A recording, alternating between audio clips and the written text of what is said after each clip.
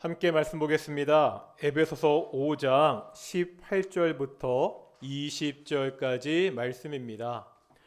에베소서 5장 18절부터 20절까지 말씀입니다. 우리 길지 않은 말씀이니까 우리 조용히 다 같이 조용한 목소리로 우리 세 절 말씀 같이 봉독하겠습니다. 5장 18절부터 함께 봉독하겠습니다. 술 취하지 말라. 이는 방탕한 것이니 오직 성령으로 충만함을 받으라. 시와 찬송과 신령한 노래들로 서로 화답하며 너희의 마음으로 주께 노래하며 찬송하며 범사의 우리 주 예수 그리스도의 이름으로 항상 아버지 하나님께 감사하며 아멘. 이 시간 황석훈 지휘자 우리 곽보민 자매 나오셔서 하나님께 특송하시겠습니다.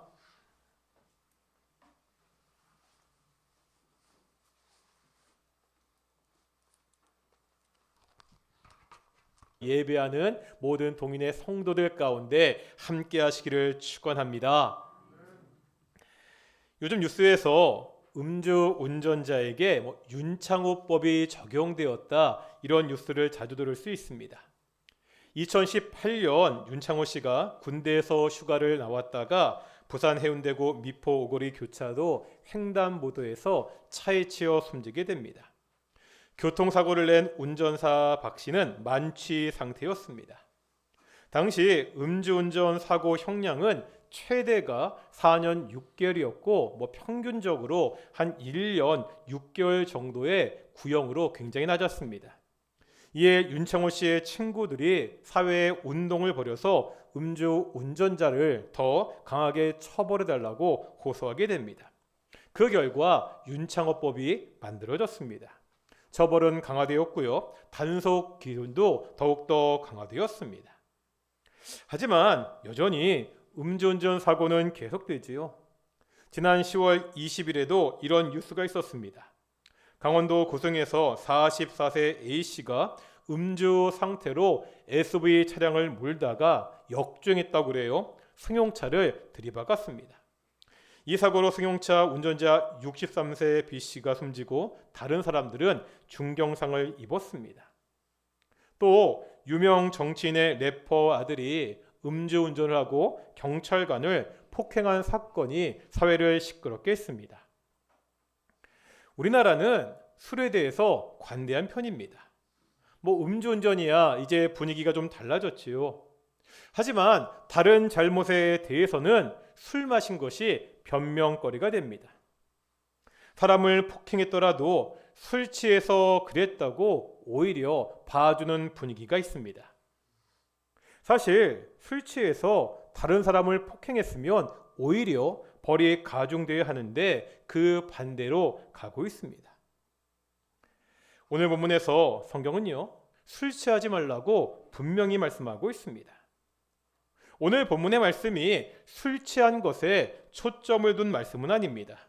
하지만 술 취하지 말라는 것은 분명한 성경의 말씀입니다. 왜 술 취해서는 안 되죠? 18절 보겠습니다. 술 취한 것을 뭐라고 말씀하고 있죠? 술 취한 것은 방탕한 것이라 분명히 말씀하고 있습니다. 당시 사람들이 섬기던 신 중에 디오니소스라는 신이 있었습니다. 로마식으로 이야기하면 바카스입니다. 술의 신입니다. 이 디오니소스 신은 당시 사람들에게 많은 사랑을 받았습니다. 이 신을 섬기는 사람들은 술 취하는 것을 통해서 신에게 특별한 영감을 받을 수 있다고 생각했습니다. 자신을 통제하지 못한 채 성적으로 문란한 행동을 했습니다. 술 취하는 것이 방탕한 모습으로 쉽게 이어졌습니다. 이러한 문화적 배경에 있는 성도들에게 바울은 술 취하지 말라고 분명히 권면하고 있습니다. 앞에 11절 보실까요? 11절에는 뭐라고 말씀했죠? 11절 보니까 너희는 열매 없는 어둠의 일에 참여하지 말고 도리어 책망하라. 예수님을 믿어 빛의 자녀가 되었습니다. 빛의 자녀는 어둠의 일에 참여하지 말아야 됩니다. 술 취하는 것은 이 어두움의 대표적인 특징입니다. 다 같이 한번 데살로니가 전서 5장 5절 보겠습니다. 신약성경 332페이지입니다. 여기서 우리가 몇 구절 볼게요. 데살로니가 전서 5장 5절입니다. 신약성경 332페이지입니다.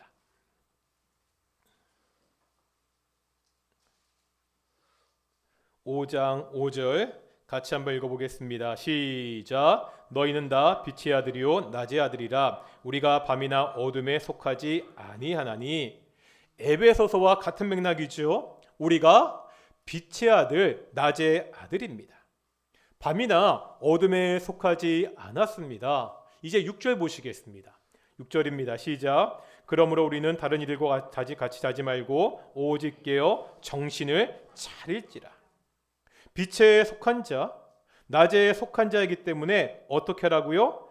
자지 말고 깨어 정신을 차려라, 이렇게 말씀하고 있습니다. 그렇다면 밤에 속한 자의 특징은 무엇입니까? 그 말씀이 7절입니다. 7절 보겠습니다. 시작. 자는 자들은 밤에 자고 취하는 자들은 밤에 취하되. 여기 7절에 보면 두 가지를 말씀하고 있죠. 잠을 자는 것과 술에 취하는 것입니다. 여기서 잠을 잔다는 것은 6절에 나와 있는 깨어와 관련이 있습니다. 육체적인 잠을 이야기하는 것이 아니죠. 영적으로 깨어있지 못한 상태를 말하고 있습니다. 세상은 갈수록 악해져 가고 있습니다. 베드로 사도는 마귀가 우는 사자와 같이 두루 다니며 삼킬 자를 찾고 있다고 그렇게 이야기했습니다. 이런 상황에서 깨어있지 못하는 것은 빛의 자녀이기를 포기하는 것입니다. 밤에 속한 자들의 또 다른 특징이 7절에 나오죠. 바로 술 취하는 것입니다. 이것은 6절에 나오는 정신을 차리는 것과 관련이 있습니다.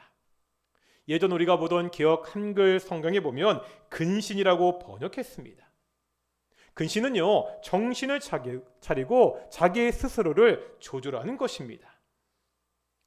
보통 사람들이 말하죠. 처음에는 사람이 술을 마시고, 다음에는요, 술을 마시고, 마지막에는 술이 사람을 마신다고 합니다. 술 취한 사람들은 자신을 스스로 조절하지 못합니다. 자신에 대한 통제력을 잃은 사람들입니다. 이것으로 인해서 많은 문제를 일으킵니다. 구약성경 잠언에 보면은요, 이 술 취하는 것을 아주 적나라하게 말씀합니다. 잠언 23장 29절 35절인데요. 표준세 번역이라 제가 PPT로 보여주시고요. 한번 잠언 말씀을 한번 다 같이 한번 찬찬히 읽어보겠습니다. 먼저 29절부터 35절까지 읽겠습니다. 시작. 재단을 당할 사람이 누구며 근심하게 될 사람이 누구냐? 다투게 할 사람이 누구며 탄식할 사람이 누구냐? 까닭도 모를 상처를 입을 사람이 누구며 눈이 충혈될 사람이 누구냐? 늦게까지 술자리에 남아있는 사람들, 혼합주만 찾아다니는 사람들이 아니냐? 자네 딸은 포도주가 아무리 붉고 고와도 마실 때의 수막에 넘어가더라도 너는 그것을 쳐다보지도 말아라. 그것이 마침내 뱀처럼 너를 물고 독사처럼 너를 쏠 것이며 눈에는 괴이한 것만 보일 것이며 입에서는 허튼 소리만 나올 것이다. 바다 가운데 눈 것 같고 돛대 꼭대기에 눈 것 같을 것이다. 사람들이 나를 때렸는데도 아프지 않고 나를 쳤는데도 아무렇지도 않다. 이 술이 언제 깨지? 술이 깨면 또 한잔해야지 하고 말할 것이다. 성경치가 너무 적나라하지 않습니까?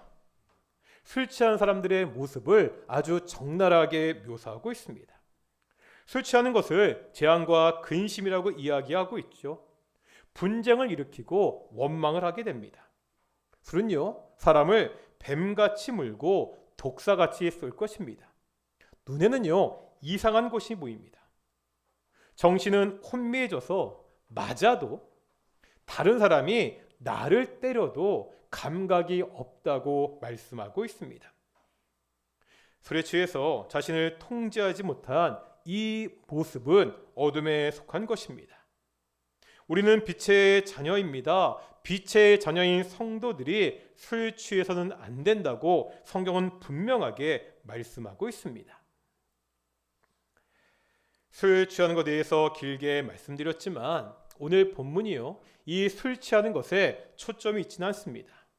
이제 오늘 본문 에베소서 5장 18절 하반절 보시겠습니다. 바울이 5장 18절 하반절에서 뭐라고 명령하고 있죠? 오직 성령으로 충만함을 받으라. 우리에게 성령 충만 받으라고 말씀하고 있습니다. 먼저 생각할 것이 있습니다. 성령 충만을 받으라고 할 때 이것의 의미입니다. 우리는 이미 에베소서 1장 13절과 14절을 통해서 성령에 대해서 살펴본 적이 있었습니다.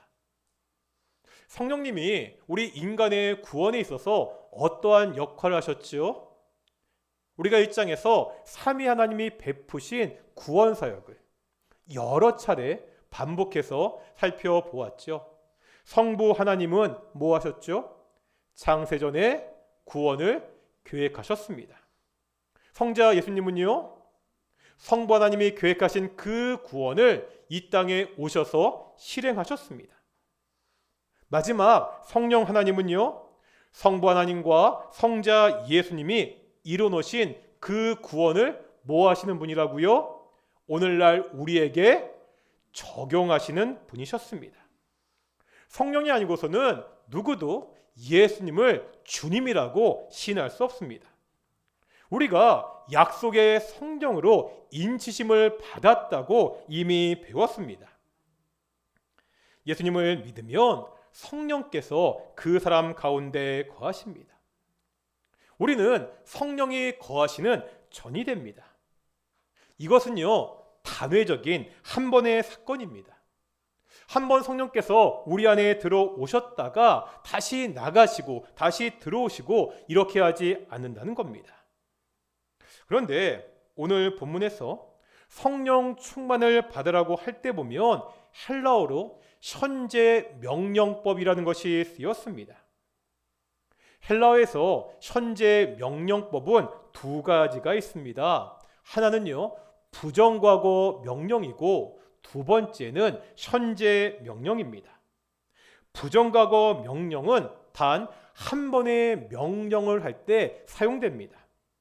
현재 명령은 그 행동이 계속 지속될 때 사용하는 명령법입니다. 요한복음 2장에서 예수님이 가나의 혼인잔치에서 항아리의 물을 채우라 이렇게 말씀하시죠. 이때는 그러니까 부정과거 명령이 사용되었습니다. 비어있는 물을 채우는 것은 한 번만 하면 되는 일이기 때문입니다.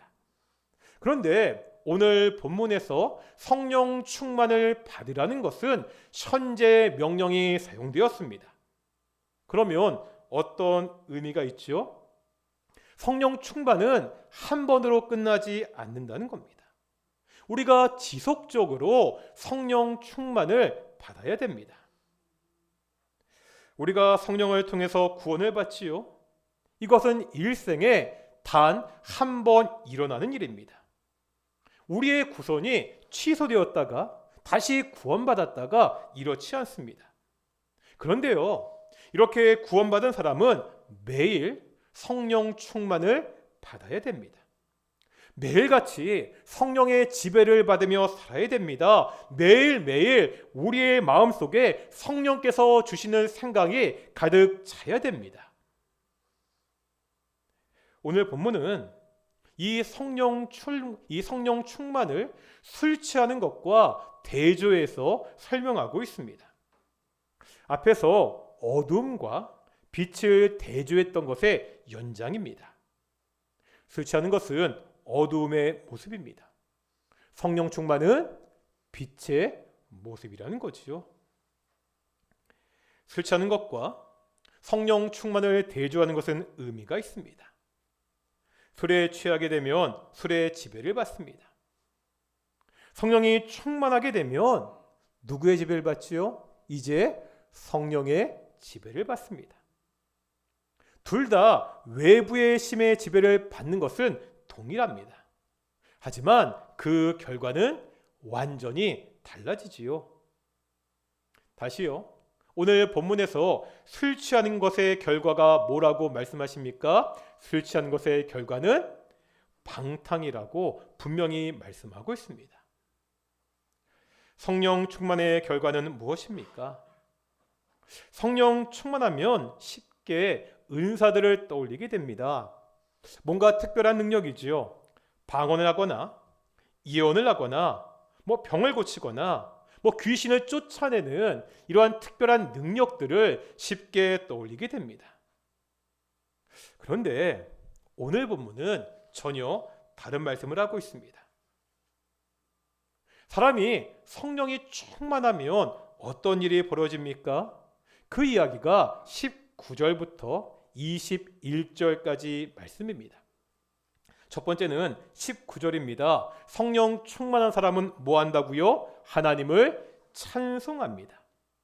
두 번째는 20절입니다. 성령 충만한 사람 뭐 한다고요? 하나님께 감사합니다. 세 번째가 21절입니다. 성령 충만한 사람은 피차 복종합니다.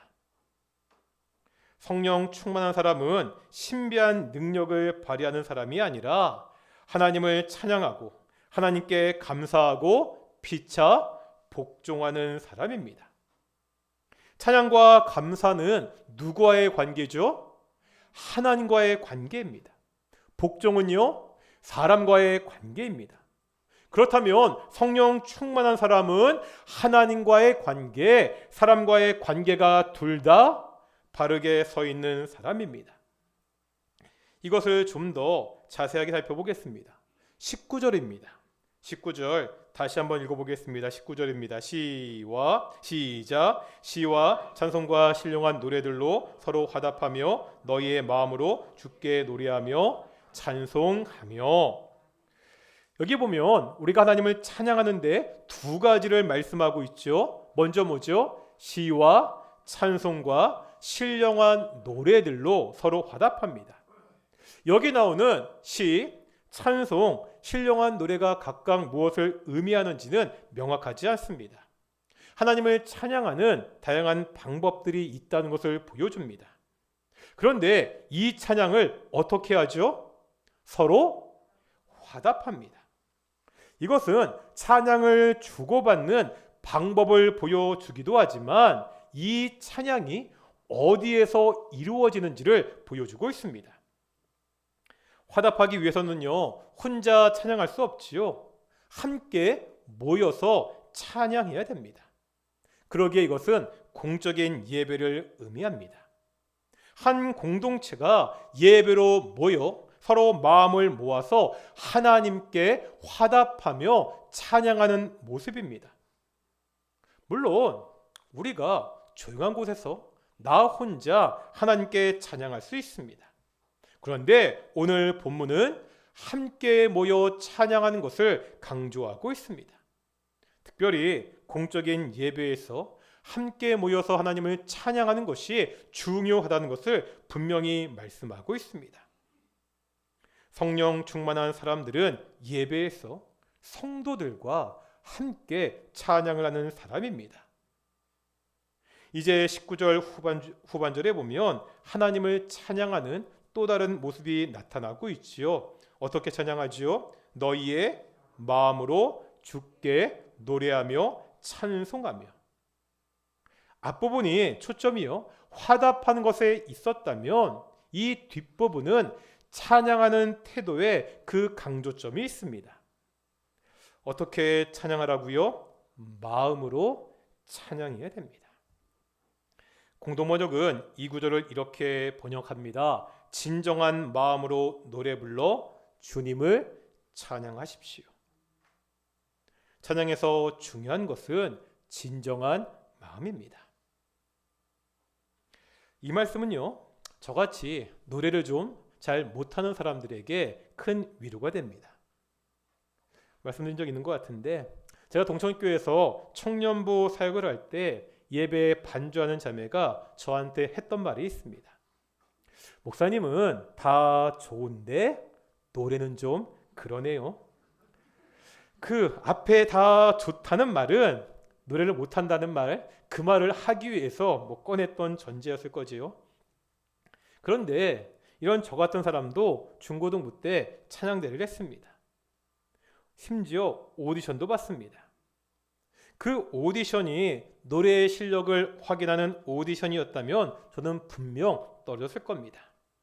하지만 그때 오디션은 목소리 톤에 따라서 파트를 나누는 오디션이었습니다. 감사하게도 찬양대를 설 수가 있었습니다. 하나님을 찬양할 때 노래 실력은 부차적인 문제입니다. 그 사람의 목소리가 얼마나 좋은지는 중요하지 않습니다. 정말로 중요한 게 뭐라고요? 그 마음입니다.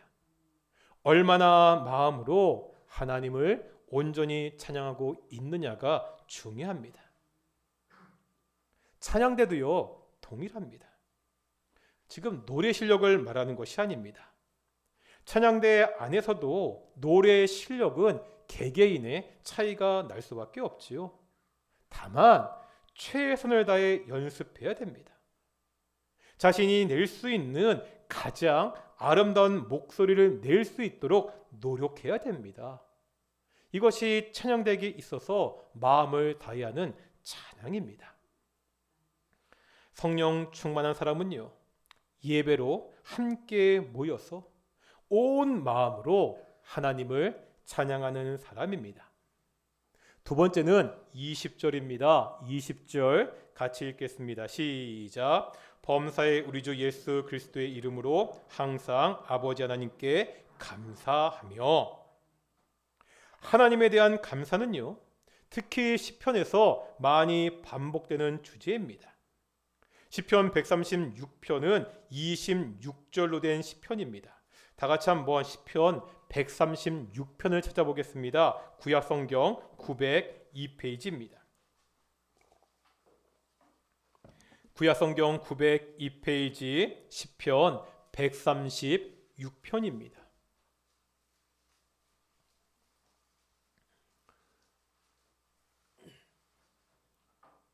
(136편) 보시면 총 몇 절로 되어 있죠? 말씀드렸듯이 26절로 되어 있습니다. 그런데 각 절마다 빠지지 않고 26번에 걸쳐서 반복되는 말이 있지요. 뭐지요? 여호와께 감사하라. 하나님께 감사하라. 그러면서 각 절마다 왜 감사해야 되는지 그 이유를 설명하고 있습니다. 몇 가지만 보실까요? 2절입니다. 2절에 뭐라 말씀하죠? 신들 중에 뛰어난 하나님께 감사하라. 5절입니다. 지혜로 하늘을 지으신 이에게 감사하라. 11절 보실까요? 이스라엘을 그들 중에서 인도하여 내신 이에게 감사하라. 25절 보겠습니다. 모든 육체에게 먹을 것을 주신 이에게 감사하라. 하나님께 감사할 이유가 있습니다. 하나님의 존재와 하나님이 행하신 일 때문입니다.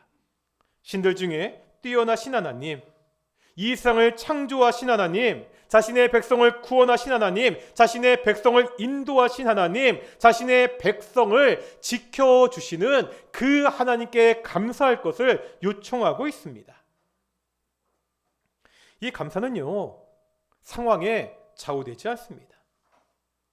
어떠한 상황에 있더라도 하나님이 창조주라는 사실과 나를 구원하셨다는 그 사실에는 변함이 없기 때문입니다.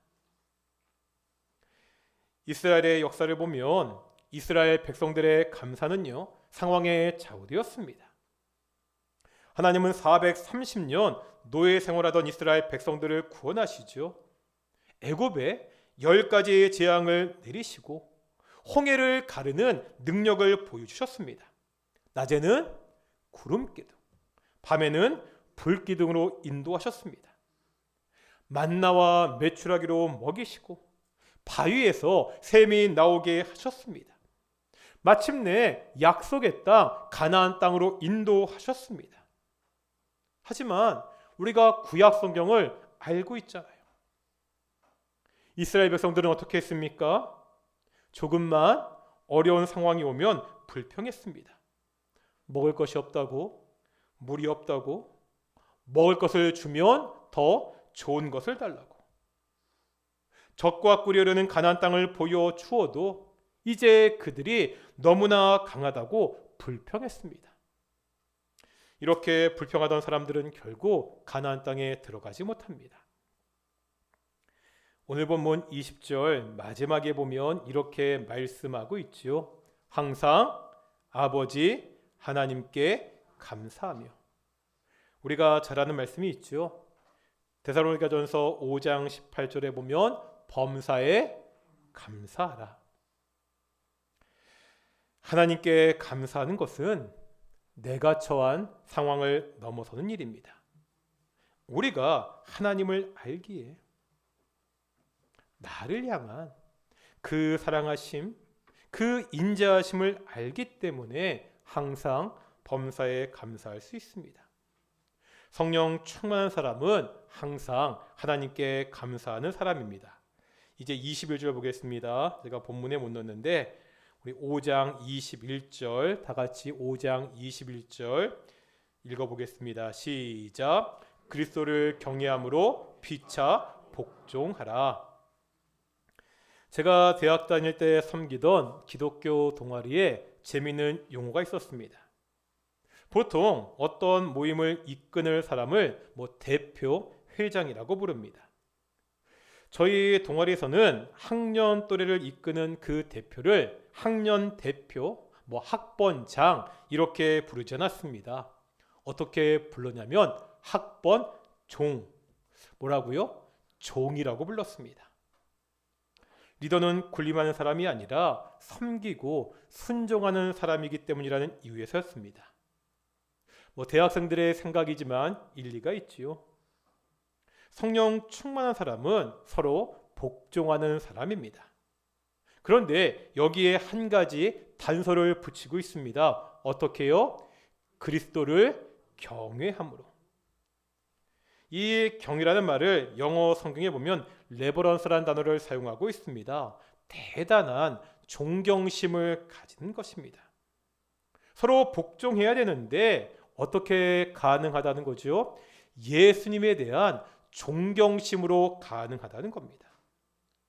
예수님이 하신 일을 알고 그 예수님을 경외한다면 우리가 서로 복종할 수 있다는 거지요. 예수님이 어떻게 하셨습니까? 제가 설교 시간에 참 여러 차례 보았던 빌립보서의 말씀이 있습니다. 여러 번 보아도 언제나 감동을 주는 예수님의 모습입니다. 빌립보서 2장입니다. 5절부터 8절까지입니다. 신약성경 320페이지입니다. 신약성경 320페이지 빌립보서 2장 5절부터 8절까지 말씀입니다. 찾으셨나요? 같이 한번 읽겠습니다. 시작. 너희 안에 이 마음을 품으라. 곧 그리스도 예수의 마음이니 그는 근본 하나님의 본체시나 하나님과 동등됨을 취할 것으로 여기지 아니하시고 오히려 자기를 비어 종의 형체를 가지사 사람들과 같이 되셨고 사람의 모양으로 나타나사 자기를 낮추시고 죽기까지 복종하셨으니 곧 십자가의 죽으심이라.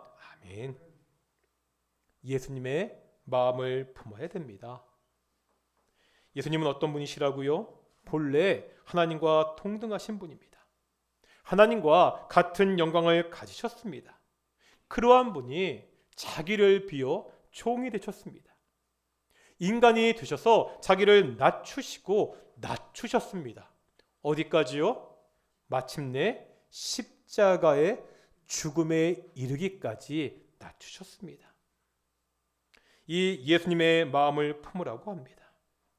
죽기까지 낮아진 이 예수님의 모습이 바로 우리의 모델이라는 거지요.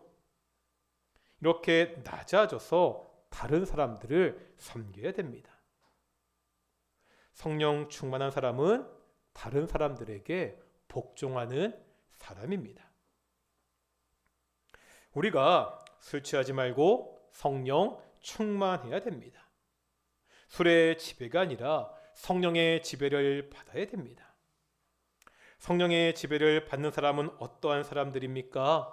함께 모여서 진정으로 마음을 다해 하나님을 찬양하는 사람입니다. 항상 하나님께 감사하는 사람입니다. 마지막으로 피차 복종하는 사람입니다. 성령 충만으로 찬양하고 감사하고 복종하는 동인의 성도들이 되시기를 축원합니다. 함께 기도하겠습니다. 이 말씀을 묵상하시면서 하나님, 우리가 술의 지배가 아니라 성령의 지배를 받게 해주십시오. 성령 충만해서 우리가 함께 모여 마음으로 하나님을 찬양하고 항상 하나님께 감사하고 피차 복종하는 그러한 성도들이 될 수 있도록, 그러한 교회가 될 수 있도록 우리 함께 기도 나가겠습니다. 함께 기도하시겠습니다. 기록하고 주님께 하신 아버지 하나님 감사드립니다. 오늘 하나님 말씀을 통해서 우리 연약함을 돌아보게 하심을 정말로 감사드립니다. 아버지 하나님, 우리가 술 취하지 말고 성령 충만한 사람들이 되게 주시옵소서. 우리가 세상의 지배, 세상의 즐거움의 지배를 받는 것이 아니라 성령의 지배를 받는 하나님의 자녀들